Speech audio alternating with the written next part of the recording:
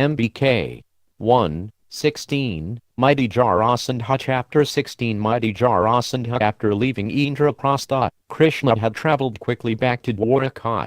As he entered the city he was greeted by his relatives, friends, and countless citizens. After approaching King Ugrasena to offer respects, Kṛṣṇa saluted Balarama and then went to see his wives and sons. Finally he entered the palace of his principal queen, Rukmini, to rest. During the coming months he heard about the Pandavas' incomparable assembly hall. He also heard that Subhadra's first son had been born, and that they had named him Abhimanyu. Kṛṣṇa was joyful to hear that the Pandavas were flourishing and he began to desire to see them again. Each day Kṛṣṇa went to the Sudarma assembly hall to meet with the citizens. Vishvakarma, the architect of the gods, had constructed this hall, and it had the special quality of freeing those who entered it from the 6 kinds of material sufferings: hunger, thirst, lamentation, illusion, old age and death. When Kṛṣṇa entered the hall, he would bow before King Ugrasena, then take his seat on a bejeweled golden throne. Although not Dwaraka's king, Kṛṣṇa was nevertheless respected as the most important person present. The city's inhabitants understood his divine status. They regarded him as their natural leader, especially after he had personally deposed the previous king, Kṛṣṇa, Ugrasena's cruel son, and freed them from his reign of terror.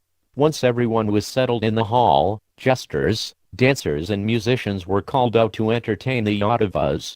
Brahmins recited Vedic texts or chanted hymns and prayers, and one could hear the sounds of mridanga drums, flutes and bells around the hall, as well as blasts from numerous conch shells. Kṛṣṇa and Balarama enjoyed the various performances, and they resembled the sun and moon amid so many shining planets. One day, soon after Kṛṣṇa had received news of the opening of the Mahasabha, a stranger arrived at the Sudarma hall. Kṛṣṇa gave him permission to enter and he stepped forward with folded palms. The man introduced himself as a king from a distant territory, one that Jarasandha had conquered. He explained how the Magadha king had become more and more aggressive, how he imprisoned the thousands of kings he conquered, and how he kept them in a wretched condition until he was ready to kill them. He had managed to escape and had come as a messenger on the other king's behalf. O Kṛṣṇa, O Unlimited One! We beg you to deliver us from our miserable condition. Jarasandha is as powerful as 10,000 elephants. He has therefore been able to imprison us just as a lion captures a flock of sheep. You are the most powerful person and are always kindly disposed to those who seek your shelter. Therefore, please act for our good fortune. It was well known that Kṛṣṇa had fought and defeated Jarasandha many times, but the evil monarch had somehow escaped with his life. Jarasandha hated Kṛṣṇa for his killing of Kṛṣṇa, who was both Jarasandha's friend and his son-in-law. In an attempt to avenge Kṛṣṇa, Jarasandha had marched against the Yadus again and again at the front of a vast army, but each time his army had been destroyed and he had returned in shame to his kingdom to rebuild his forces. Still burning with hatred for Kṛṣṇa, Kṛṣṇa looked compassionately at the messenger. As he was about to reply, Narada Rishi suddenly entered the hall. The sage came before Kṛṣṇa, who immediately rose with his ministers to offer his heartfelt obeisances. Kṛṣṇa offered the sage a seat and personally worshipped him with arghya. He then said, O sage among the gods, it is fortunate indeed that we see you here today. You are able to travel freely throughout the worlds and therefore you know everything. Please tell us how the Pandavas are faring at present and what are Yudhishthira's plans. Kṛṣṇa's question was significant. By his mystic power he understood that Yudhishthira was desiring to perform the Rajasuya sacrifice, which would entail his having to conquer Jarasandha. Narada replied, My dear lord, I know that nothing is beyond your knowledge, yet still you act like an ordinary man and question me. I can therefore tell you that Yudhishthira is as well established in his kingdom as Indra is in Amaravati. He now desires to perform the great Rajasuya sacrifice, and he is making the necessary preparations. Even now he is praying that you will go to Indraprastha and assist him. Indeed, he has asked me to come and invite you. Kṛṣṇa thanked Narada for the information and turned to his chief advisor Uddhava. What should be done? Uddhava replied, It seems that you can achieve 2 things at once. By going to Indraprastha you will both enable your cousin to perform the sacrifice and bring about Jarasandha's destruction. Jarasandha has now amassed such a large army that the only way we can defeat him is in a one-on-one encounter. Only one person is capable of facing him in hand-to-hand combat, Bhima. If Bhima approaches Jarasandha disguised as a Brahmin, then he can beg from him a fight. Jarasandha is famous for never refusing a Brahmin's request. My dear Kṛṣṇa, you should accompany Bhima to Magadha. He will certainly be successful in the fight if you are there to guide him. The assembly voiced their approval. The Yadus had already been planning how to kill the belligerent Jarasandha. This seemed like a good solution. Thus Kṛṣṇa agreed to go to Indraprastha. Reassuring the imprisoned king's messenger, he took permission from King Ugrasena and his father Vasudeva to depart, then rose and left the assembly. Kṛṣṇa decided to travel in state with all his family members to Indraprastha, so he had arranged the Yadus in a long procession around him. Amid the sounds of bugles, drums, trumpets and conch shells, the party left Dwarka on thousands of golden chariots adorned with jewels, silks and flags. Soldiers armed with swords and lances and mounted upon great black horses protected them on all sides. The noble ladies proceeded in their palanquins. Behind them, bulls, mules and asses carried supplies and paraphernalia for the long journey. Kṛṣṇa and Rukmini traveled in the center of the procession on a chariot driven by Dwarka and Jatra, his two personal servants. The party passed through the provinces of Anartha, Sauvira and Kurukshetra. They crossed the rivers Drishadvati and Saraswati and then passed through the districts of Panchahala and Matsya. Finally they arrived at the outskirts of Indraprastha and sent an advance party to inform the Pandavas that they would soon arrive. When Yudhishthira heard that Kṛṣṇa had arrived, he cried out in joy. Along with his brothers he immediately ran out of the city to greet him. He ordered the royal musicians to play and learn Brahmins to recite sacred hymns from the Vedas. The Pandavas then embraced Kṛṣṇa with affection and led him into Indraprastha. Kṛṣṇa saw that the city was festively decorated with festoons, streamers and colorful garlands. Thousands of citizens crowded in the streets as he passed by with the Pandavas on his way to their palace. The procession of Yadavas following him moved with difficulty through the thick crowds. They were all led to the royal quarters by Indraprastha's chief citizens and leaders. After Kṛṣṇa had rested and refreshed himself, and his family had been settled, Yudhishthira approached him to discuss the Rajasuya. My dear Kṛṣṇa, I desire to perform this sacrifice, but I wonder if I shall be successful. Please tell me what is best for me. I know you will never speak out of any motive other than for my welfare. Therefore I shall depend entirely upon your words in deciding my course of action. Yudhishthira sat in his hall surrounded by his brothers. An iridescent glow from the thousands of celestial gems set in the walls lit up their faces as they looked at Kṛṣṇa, awaiting his advice. In the expectant silence of the hall the soft murmur of Brahmins chanting hymns could be heard drifting in from nearby temples. Kṛṣṇa sat peacefully with his hands in his lap. Maidservants adorned with bright gold ornaments fanned him gently with chamaras and fans made of peacock feathers. Turning to Yudhishthira, he said, "You are fit in every way to perform the Rajasuya sacrifice and become the world emperor, but you will first have to overthrow the powerful Jarasandha, who has formed a near-invincible alliance with numerous other monarchs. He has extended his influence and control throughout the middle portion of the earth and has designs on the rest. He is the biggest stumbling block to your plans." Kṛṣṇa then listed the names of the many kings subservient to Jarasandha. All were Kṛṣṇa's enemies, and many of them had been defeated by him and Balarama in various battles over the years. Now they had come together under Jarasandha's leadership. With these kings united, their armies would be impossible to defeat. What then do you think should be done, O descendant of Kuru? How will you overpower Jarasandha? Bhima leapt to his feet. It would not be wise to send out an army to oppose Jarasandha in his own province. We should challenge him to single combat. I have the strength to defeat him, and you, Kṛṣṇa, are expert in policy. Arjuna always brings victory. Therefore let us three go to Magadha and challenge him. I am confident of success. Kṛṣṇa replied, "This is my thought also. Indeed, the wise Uddhava advised me in the same way. I for one am prepared to accompany Bhima and Arjuna to Magadha to bring about the sinful Jarasandha's death." Yudhishthira was uncertain. He moved uneasily on his throne. "How can I allow you to go on my behalf?" he asked. "How too can I risk the lives of Bhima and Arjuna? They are my eyes and you are my mind, O Kṛṣṇa. Bereft of any of you I could not possibly continue to live. Do not go. I think that even Yamaraja would not be able to face Jarasandha. Pray desist from this determination to fight with him. I shall give up my desire to perform the Rajasuya. It seems an impossible goal, Yudhishthira's voice was pleading. His love for Krishna overpowered any thought of Krishna's divinity and unassailable position. Arjuna then spoke. We are born in a race famous for its valor and prowess. How can we, like weak men, shrink back in fear of an enemy? We are Kshatriyas. Our duty is to fight and, if necessary, lay down our lives in battle.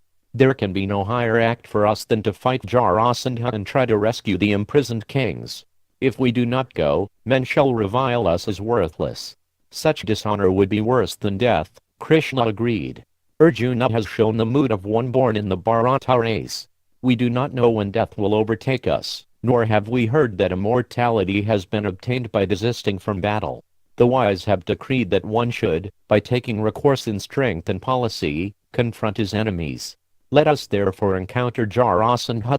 Either we shall kill him or, being ourselves killed, ascend to heaven. Yudhishthira then became curious to know more of Jarasandha's history. Krishna explained that he had been born to King Brihadratha, a powerful ruler of Magadha, when a rishi had blessed the king to attain a son. The rishi had given Brihadratha a charmed mango to give to his senior queen, but the king divided it into two so that both his queens might conceive. Both wives then gave birth to only half a child. The sorrowing queens threw the two halves into the forest, where a Rakshasa woman named Jara had picked them up. She put them together and the child suddenly came to life with a roar. Jara returned the baby to the king, who named him Jarasandha, or one who was joined by Jara. Krishna added, the time has now come to destroy this Jarasandha. Without a doubt Bhima will defeat him in single combat. Jarasandha will not refuse to fight. Therefore, O king, grant us your permission to depart. Yudhishthira assented to Krishna's desire. Seeing your mind set upon this purpose, O Keshava, I consider Jarasandha already killed and all the imprisoned kings released. You will certainly lead Bhima and Arjuna to victory over that evil monarch. O Krishna, what cannot be accomplished by one who has you as his guide? The three heroes decided to set off immediately. They dressed themselves as Snatakus, students just finishing their education and seeking charity. Leaving Indraprastha, they resembled the sun, the moon and the fire god joined together. Their wrath toward Jarasandha inflamed, their bodies appeared to blaze. When the people saw the three of them resolutely heading out, they considered Jarasandha already killed. They traveled east for many days. At last they came to the Gortha hill, from where they could see Jarasandha's capital, Girivraja. Sitting amid forest land, the city was beautiful with its lakes and grazing cattle. Fine mansions and palaces shone from the city center, and 5 large hills covered with blossoming trees surrounded it. Krishna told the two Pandavas that this region had long ago been developed by Manu himself, the father of mankind. The largest of the 5 hills, Chaitayaka, protected the city's main gate. The 3 heroes ascended this hill and began to tear down its peak with their bare hands. They hurled boulders and created a landslide. At the foot of the hill was a massive drum made from the skin of a Rakshasa that Jarasandha had slain. Having been struck once, the drum would vibrate for a full month, and Jarasandha had continually sounded to warn anyone who even thought of attacking the city. Arjuna and Krishna smashed the drum to pieces. Climbing down the hill, they clambered over the wall surrounding the city to gain entrance. The guards stood back in surprise as the 3 apparent Brahmins made their unusual entrance. Bhima led them along the streets toward the king's palace. They saw numerous, attractive, well-stocked shops.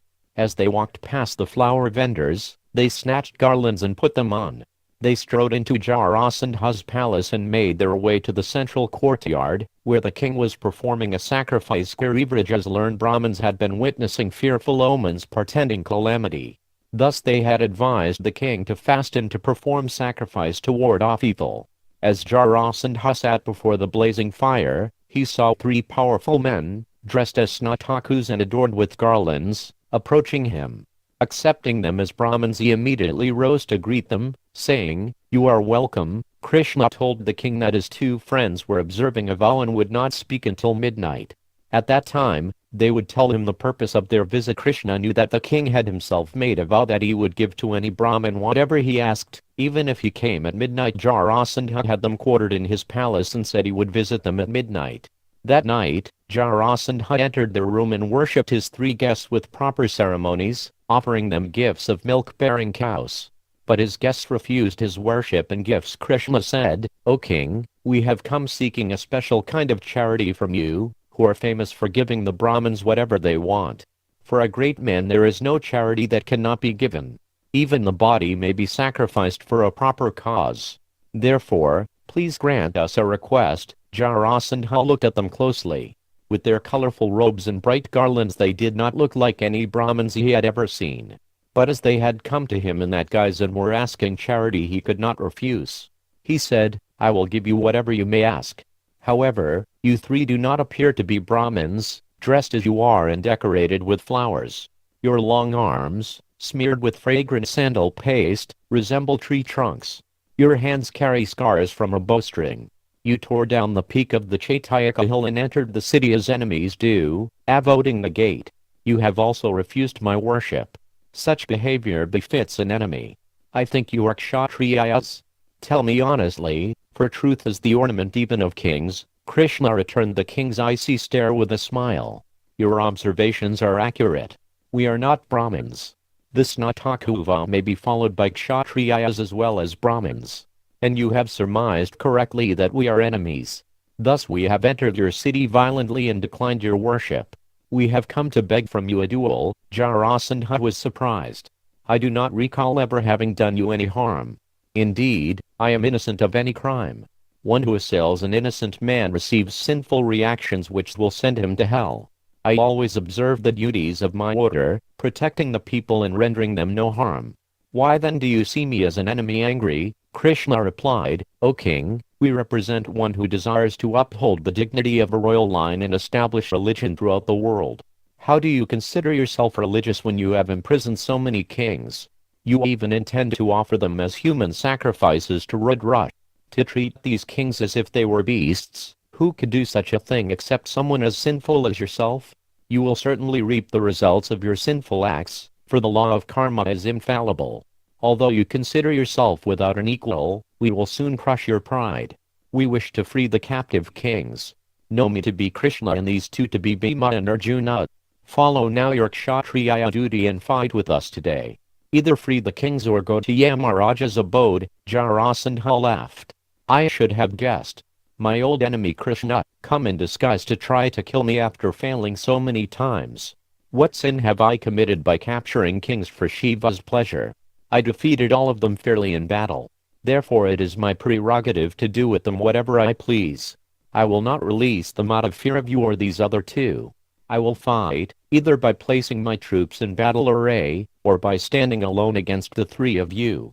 Or, if you prefer, I will fight whichever one of you most desires death at my hands." Kṛṣṇa looked at his two friends.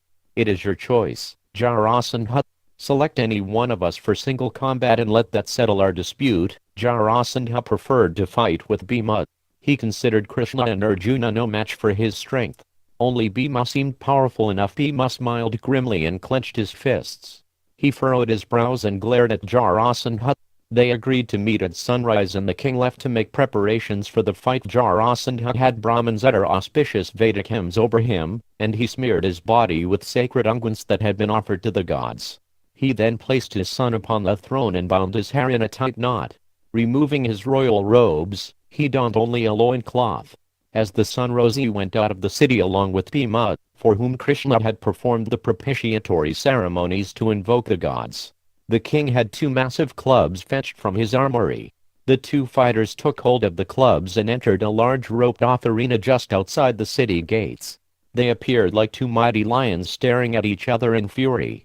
At a signal given by a Brahmin, they rushed at each other, shaking the earth with their steps. The two powerful heroes roared as they came together. They each swung huge blows, creating fearful sounds and a shower of sparks as their maces met. Wheeling and dodging, they resembled two dancers on a stage. Onlookers were dazzled by their expertise with the club. They smashed one another with all their strength, but neither gave way. Each was as powerful as 10,000 elephants, and they merely laughed as the mace struck them. Soon both clubs were shattered and they threw them aside, continuing the fight with their bare hands. They seized each other's necks and dragged one another around the arena.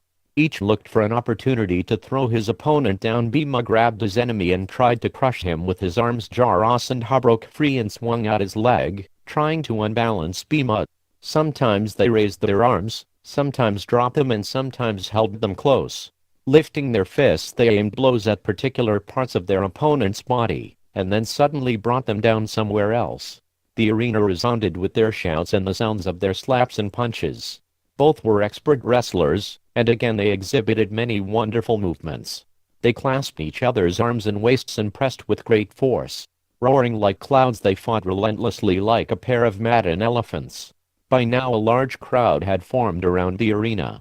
Citizens of every class came to see the fight, and they gasped in astonishment as the two men grappled. The sound coming from the arena resembled claps of thunder or a falling cliff. The earth shook violently as they rolled about, locked together. Neither showed any sign of fatigue as the fight continued throughout the day and up until sunset. As darkness fell, the fight was stopped until the next morning. Jarasandha invited Bhima and his two friends back to his palace and entertained them as honored guests. Even though they were enemies, Jarasandha felt duty-bound to respect them. The next morning the fight resumed. Again it continued for the entire day without either fighter gaining an advantage. And as evening fell they again returned to the king's palace. The fight went on for 28 days. Bhima began to feel it would never end. There seemed to be no way to overpower Jarasandha.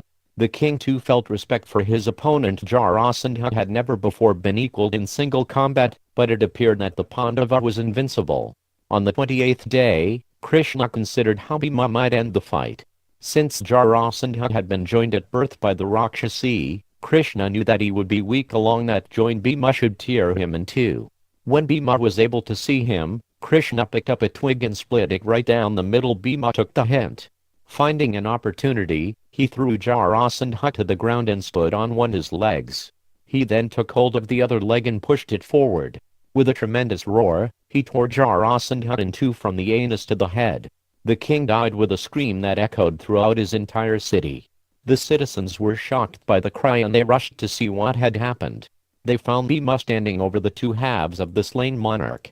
As all the citizens cried out, Alice, Kṛṣṇa and Arjuna came forward to embrace Bhima. The three of them then went back to the city and ordered Jarasandha's son, Jarasandha, to release the imprisoned kings from the mountain fortress where they were held. The kings came down to the city and offered their respects and worship to Kṛṣṇa. As Kṛṣṇa and the two Pandavas sat within Jarasandha's palace, all of the many thousands of captive kings bowed before them. On behalf of all of them one king addressed Kṛṣṇa, "My lord, we can understand that our sufferings at Jarasandha's hands is the result of our own past sinful activities.